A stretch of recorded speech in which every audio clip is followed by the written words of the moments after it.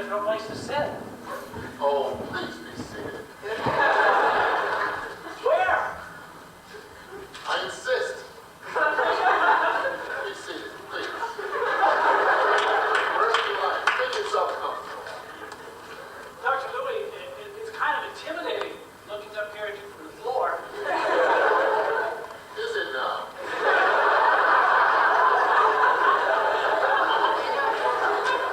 What did you want?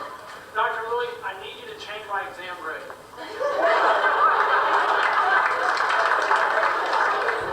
I got question 21 wrong, and I knew the right answer. Let me get this straight. You knew the right answer, but you selected the wrong answer. And now you want me to give you credit. Is that correct? Well, Dr. Louis, you make it sound like I'm just asking you to give me the point. Really, I knew the answer. I just picked the wrong answer. So, you're not just asking me to give you a point. It still sounds like you're asking me to give you a point. You know, I just can't just give you a point. So, Dr. Louis, you're not going to give me my appeal? Good appeal. You haven't yet made an actual appeal.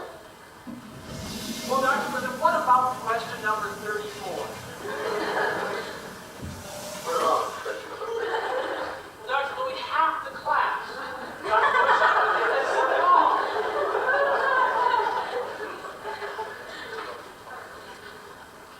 Let me understand. Just because half the class gets the question wrong, you expect me to change the key and accept A as the correct answer? Well, yes.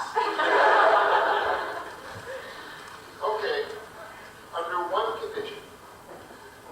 Last month, the New York Times published a report that 50% of the high school graduates said that Benjamin Franklin was one of the first 5 presidents of the United States. If you can get the people who write the history books to agree with this report and change history, then I can give you your point. In fact, I'll give the entire class the point. But, Dr. Louis, I can't get that changed. You know, and I know, that Ben Franklin was after the first 5 presidents.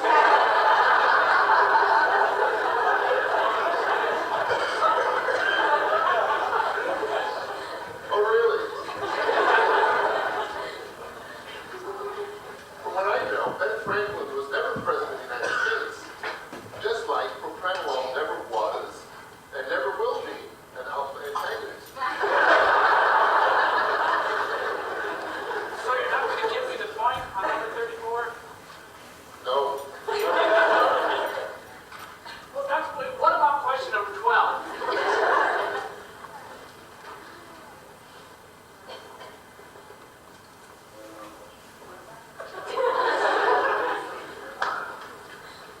What about?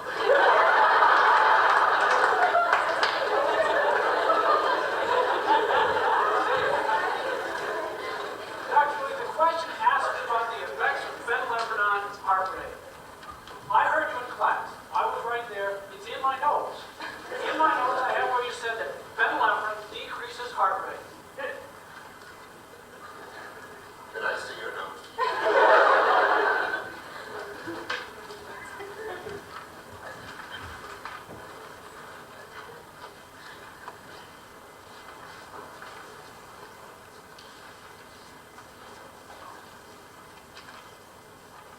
This is a Xerox copy.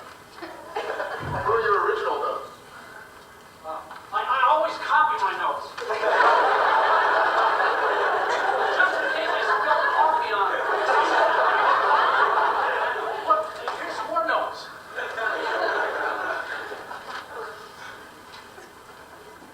Yes. These are all copies, except for this sheet.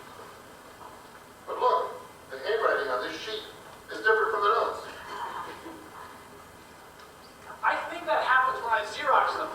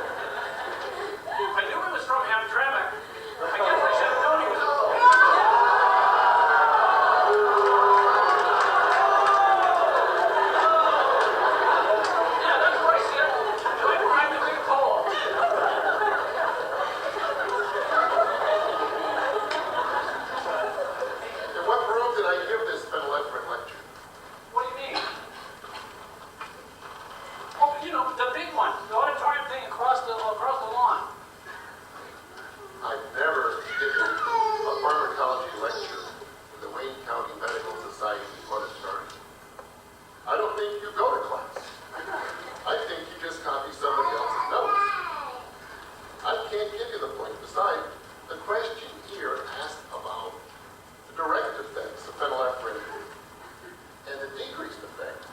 The decreased heart rate is an indirect effect. Direct, indirect. Isn't that awfully picky, Dr. So, you think the difference between direct and indirect is picky? Well, I didn't mean it that way, Dr. Louis. Just that the question was tricky. So you're not going to give me the point on number 12? No. Sorry. Dr. Louis, what about question 16? I got you on tape on question 16. I didn't make the original tape, I admit, but you still said in lecture, you said, Prednisone is an alpha agonist. Prednisone is an alpha agonist. Clear as a bell, I've got you on tape. Well, maybe. If I really said this, I might just have to consider your appeal. Do you have the tape? Yeah. I'll just press play.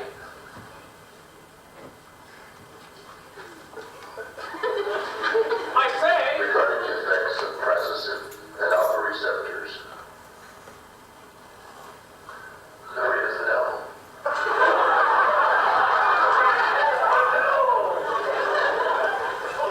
wrong tape.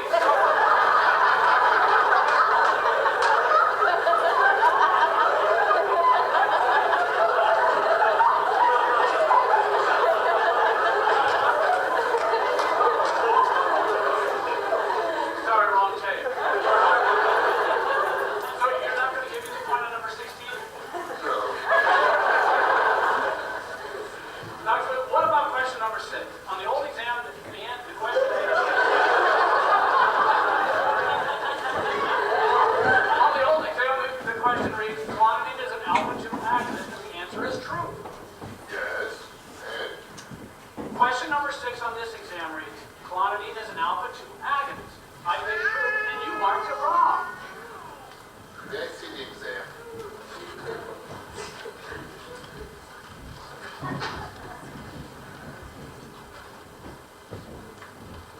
Question number 6 on this exam states clonidine is an alpha-2 antagonist. That statement is false. But Dr. Louis, I thought it was a typo.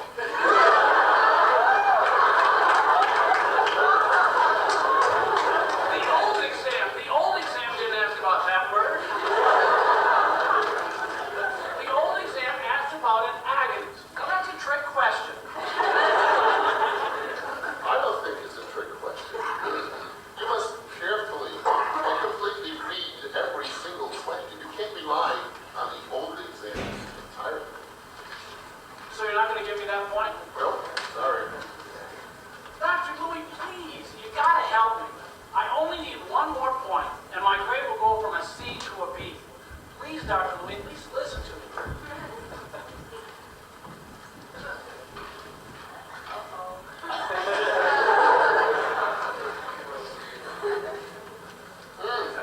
You say you only need 1 point.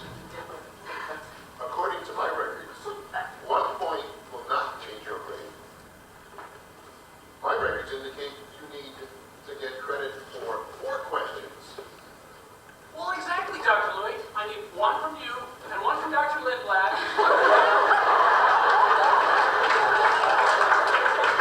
And one from Dr. Harada. That's 4. What about Dr. Commissaris? Dr. C? No way. I've tried him already. You wouldn't believe the runaround I got. And besides, Sal says he never returns challenges.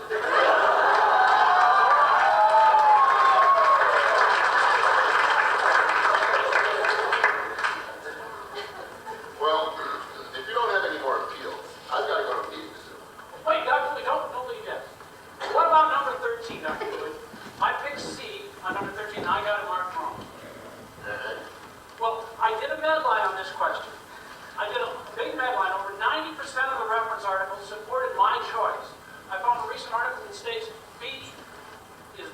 C is correct. My answer's right. Look, right here it is.